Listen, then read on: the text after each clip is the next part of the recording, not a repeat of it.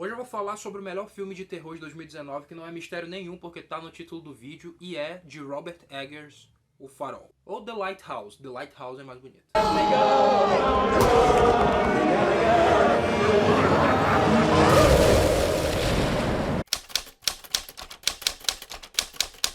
Esse vídeo vai ser dividido em duas partes. A primeira parte eu vou falar sobre o filme sem spoilers, pra dar um certo interesse em quem não viu ainda, de querer assistir. E aí, a partir de certo ponto, eu vou falar com spoilers, porque esse filme já tá aí tem um tempo, muita gente já viu, já tem muito vídeo na internet sobre ele. Então, eu vou me dar o luxo de falar com spoilers. Então, se você não viu o filme, assista até a parte que eu vou falar sem spoilers, depois você volta aqui pra ver o resto. Você vai lá assistir o filme, deixa o vídeo aí guardadinho nos seus favoritos, não assistir mais tarde.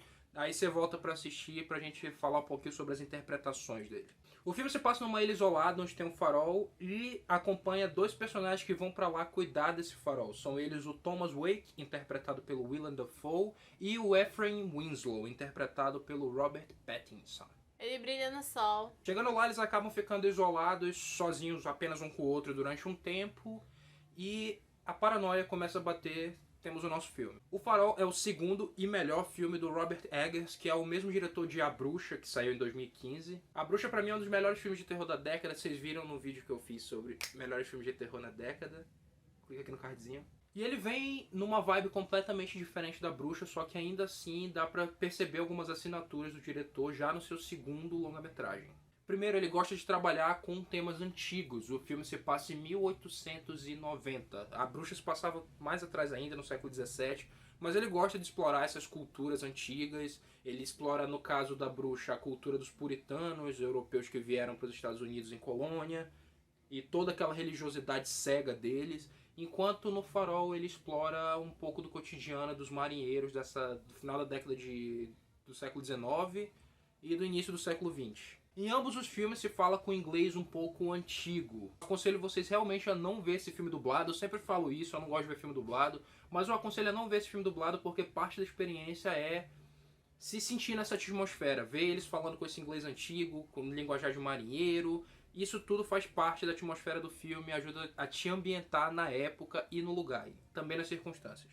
O Robert Eggers ele é um diretor excelente, ele sabe pôr a câmera de uma maneira que impõe os atores e que diminui eles também. Isso é vital para esse filme, eu vou falar por que a seguir. Ele sabe quando deixar uns planos estáticos, dando aquele zoomzinho de leve, quando um personagem está fazendo um monólogo, por exemplo. Sabe acompanhar os personagens quando eles estão correndo, sabe fazer cenas bonitas. Ele é um grande diretor, a verdade é essa.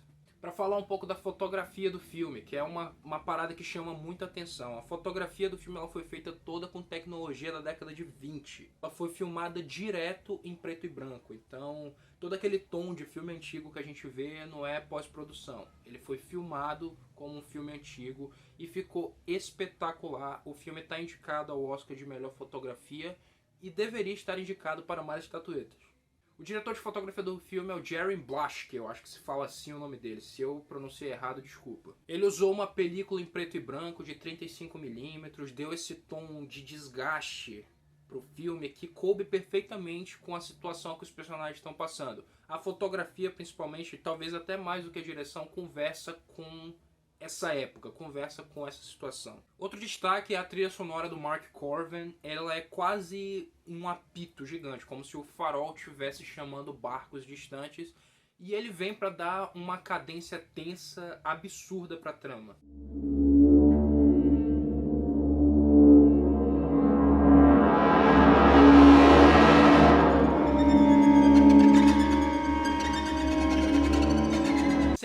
Toca, parece na verdade que é algum tipo de monstro das profundezas, sabe? Uma parada meio Lovecraftiana que tá gritando para aqueles personagens. Parece que a trilha sonora ela funciona como uma terceira presença nesse filme. Como a gente só tem dois atores quase 100% do tempo contracenando, eu acho muito importante que a trilha sonora atue assim. Como se tivesse alguma coisa observando eles, como se tivesse alguma coisa lá com eles, criando essa atmosfera opressora, toda essa paranoia que eles estão sentindo. O filme ele trabalha um pouco com algumas paradas de mitologia, ele tem uns lances envolvendo sereias, e ele também conversa um pouco sobre masculinidade, seja masculinidade frágil, masculinidade tóxica, ele aborda esse tema masculinidade como um dos pontos centrais dele. Mas eu vou deixar para falar isso mais na parte dos spoilers. Ele é um filme que ele depende muito dos atores dele. E que atores? A gente tem o Willem Dafoe, que já não precisa se provar mais há algum tempo. Se ele tivesse conseguido a indicação ao Oscar por esse filme, seria a terceira indicação seguida dele. Ele foi indicado em 2018 pelo Projeto Flórida. Ele foi indicado em 2019 pelo Van Gogh. Ele interpretou o Van Gogh no filme. O Thomas Wake dele é um marinheiro experiente, visivelmente experiente, só que é um cara que deixa essa experiência, todo esse conhecimento dele aflorar demais e ele se acha melhor que o ajudante dele, que é o Robert Pattinson, por conta disso. E ele, mesmo sendo mais baixo e com certeza mais fraco e mais velho que o outro, ele tem essa imposição da voz dele, ele consegue se fazer maior que o outro cara. Ele é o cara que mais faz monólogos no filme e ele tem a janela dele pra brilhar nesses monólogos e ele consegue. O Willem Dafoe é foda. Toda vez que a câmera tá centrada nele, você pode ter certeza que você vai ter uma atuação incrivelmente foda. Pode ser sutil, pode ser um pouco mais exagerada, escrachada, como no monólogo que ele faz dando uma bronca no Robert Pattinson por causa de comida. É um personagem fascinante de se acompanhar, beberrão, briguento, total e completamente sarcástico. Ele dificulta muito a vida do outro personagem. E vamos ao Robert Pattinson, que é o cara que teve a carreira mais estranha em Hollywood possível. Ele é um cara que ele surgiu em grandes blockbusters adolescentes, ele fez Harry Potter, fez Crepúsculo. Amo! E ele ficou muito marcado com esse papel dele no Crepúsculo e ele tentou se livrar disso como, sei lá, o diabo foge da cruz durante o resto da carreira dele. E O Farol é o filme que consolida ele como um excelente ator. Ele já tinha se mostrado um excelente ator em outros filmes, The Rover, A Caçada, né? Cosmópolis, e ele fez também com os irmãos Safdie Good Time, que é o Bom Comportamento, eu acho, em português. O Robert Pattinson ele faz um cara que visivelmente tem um passado sombrio que ele não quer conversar, o que é muito difícil pro Thomas Wake, porque eles estão sozinhos naquela ilha, então eles precisam, de certa forma, da companhia um do outro pra não pirar. Ele também é levemente fofoqueiro e quer saber da vida dos outros. Isso cria uma dinâmica muito estranha entre os personagens, porque desde o começo eles já não se dão tão bem, sabe? Um quer saber da vida do outro, o outro não quer contar, e aí o Willem Dafoe quer que o Robert Pattinson beba, e o Robert Pattinson não quer beber, enfim. A gente tem essa dinâmica e o Robert Pattinson, ele tem um olhar de pessoa humilhada incrível. Desde o momento que eles chegam lá, o Willem Dafoe tenta impor a autoridade dele em cima do Robert Pattinson, e esse aceita calado. Você vai entender por que depois. Ele tem seus momentos de surto, ele tem seus momentos de piração, ele tem o seu monólogo também, ele consegue ser assustador quando ele quer, ele consegue parecer bêbado, maluco quando ele quer também. É uma atuação excelente dos dois atores, não tem nenhum maior que o outro aqui, são duas atuações incríveis. É o ponto alto do filme pra mim, com certeza, a atuação dos dois caras, e olha que o filme tem muitos pontos altos. E aqui acaba a parte sem spoilers. Eu vou falar pra vocês que é um filme que eu gostei muito, eu recomendo de verdade. É um dos melhores filmes de terror que eu vi na minha vida. A gente tá vivendo essa onda revivalista do terror agora, e esse filme ele vem mostrando mais uma faceta diferente de um desses diretores novos que estão fazendo um terror excelente por aí. E agora a gente vai entrar na zona de spoilers, então fica aqui por sua conta e risco. E antes da gente continuar, eu já vou pedir para vocês se inscreverem no canal, vou pedir para vocês deixarem um like, comentarem, compartilhar esse vídeo com todo mundo aí e tal. Ele vai dar um trabalhinho para fazer, mas eu faço de coração porque eu gosto de cinema. Chegam alguns momentos do filme que você não sabe se eles vão se beijar ou se matar. O Robert Eggers, ele cria, eu não sei nem se foi proposital, mas os atores eles criam uma tensão quase que sexual entre os personagens que você não sabe se é uma admiração ou se é atração mesmo. E ela vem principalmente do personagem do Willem Dafoe, que desde que o Robert Pattinson chegou lá, elogiou ele, ficou falando o quanto ele era um cara bonito, que devia ter muitas namoradas, não sei o quê. E chega a certa parte do filme que, aparentemente, o Willem Dafoe tenta beijar o Robert Pattinson e isso desencadeia uma das brigas deles. Tem umas cenas do Willem Dafoe com o Robert Pattinson discutindo que chegam quase a ser cômicas, que é uma boa quebra de passo pro filme. Fica muito bacana, não chega a ser um humor escrachado, é só tipo situações inusitadas, um roteiro muito bem escrito. Eu acho isso essencial para um bom filme de terror dar certo. Tem que ter uma calmaria antes da tempestade. Logo quando o Robert Pattinson chega nessa ilha, ele encontra a figura de uma sereia. Ela está escondida na cama do antigo ajudante do Willem Dafoe. Ele cria uma certa obsessão por essa figura da sereia. A princípio você acha que é pelo simples fato de ser muito estranho ter um totem de sereia ali. Você acha que isso vai ter alguma implicação sobrenatural durante a trama. Mas na verdade a questão é que ele está isolado e aquela ali talvez seja a única figura feminina que ele tem. Inclusive existem cenas do filme em que ele se masturba usando aquele totem. Isso dialoga diretamente com a masculinidade que eu falei anteriormente. O próprio farol tá ali como um símbolo fálico. Ele é uma coisa que divide os dois personagens. Enquanto o Willem Dafoe tem total e completa autoridade sobre o farol, ele é o único que pode ir lá em cima observar a luz. O Robert Pattinson fica obcecado por isso. Ele fica querendo saber o que tem naquele farol que ele não pode ver, sabe? Como se ele quisesse... Não é uma curiosidade, eu não interpretei como uma curiosidade, é como se ele quisesse se impor acima daquela autoridade que o personagem do Willem Dafoe exerceu sobre ele. Eu acho que pode ser também uma curiosidade, tipo, uma pessoa fala, você não vai lá de jeito nenhum, só eu posso entrar. E, obviamente, a pessoa vai ficar super curiosa e querer saber o que tem lá em cima. Tem uma cena muito esquisita, quase surreal, que remonta um pouco ao HP Lovecraft que eu falei antes. O filme ele tem muitas referências. Que é uma cena que o Willem Dafoe tá lá em cima, ele tá observando a luz, tá aparentemente pelado, e ele fica sentando e bebendo e conversando com a luz quase como se ela fosse uma amante dele, como se ele tivesse certa lasciva na voz. E ele fala do farol quase como se ele tivesse ciúme, sabe? Ele vira pro Robert Pattinson e fala, você não pode ir lá, só eu posso ir no farol.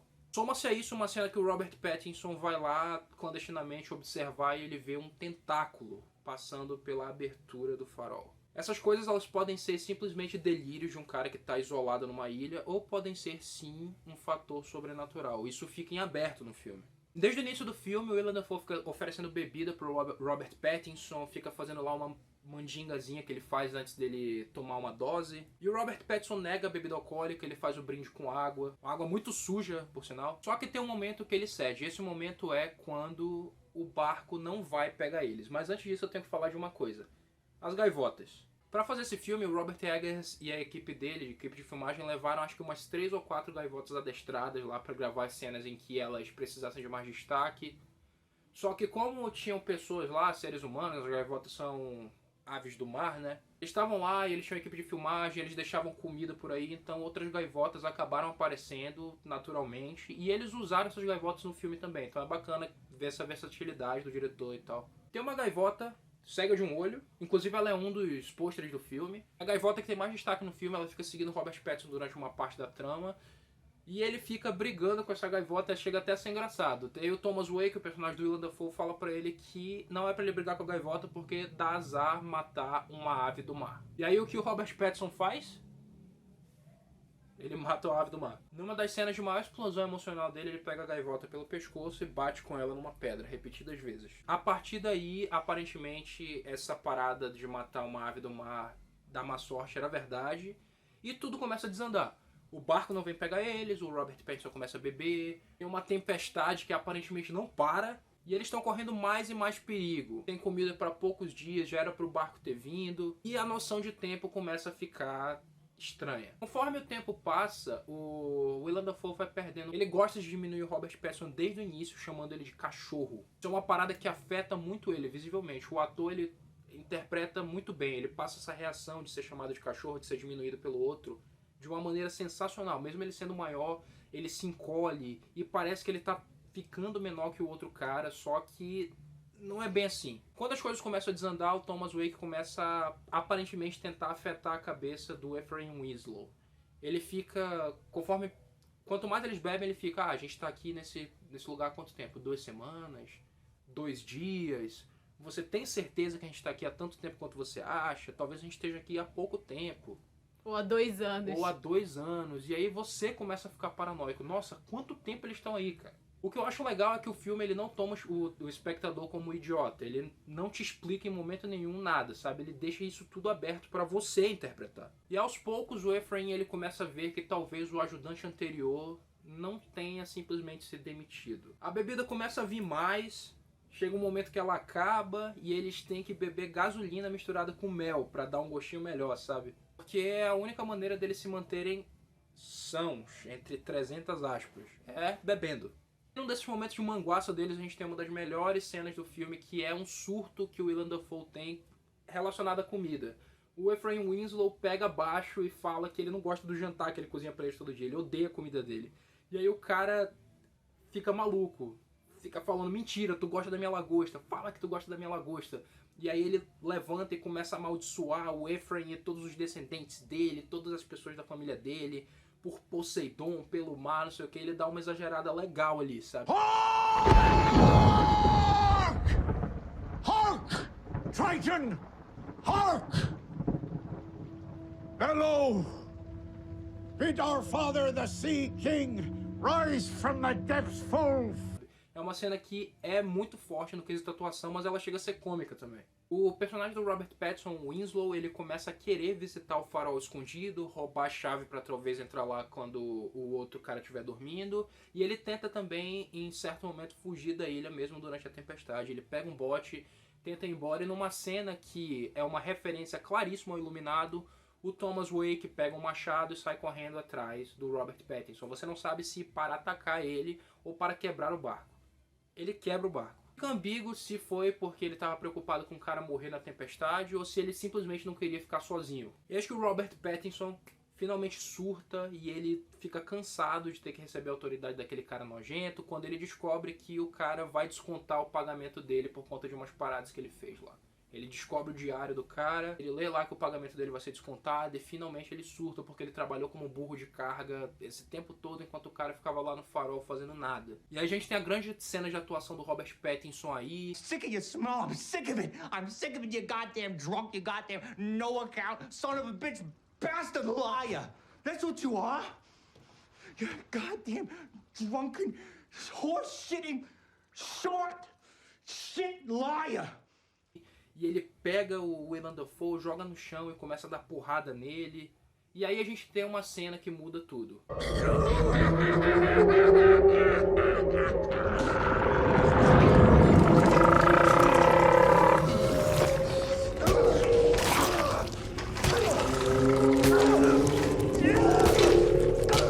Ele aparece pro Robert Pattinson como um grande monstro do mar, fica ambíguo se foi uma ilusão.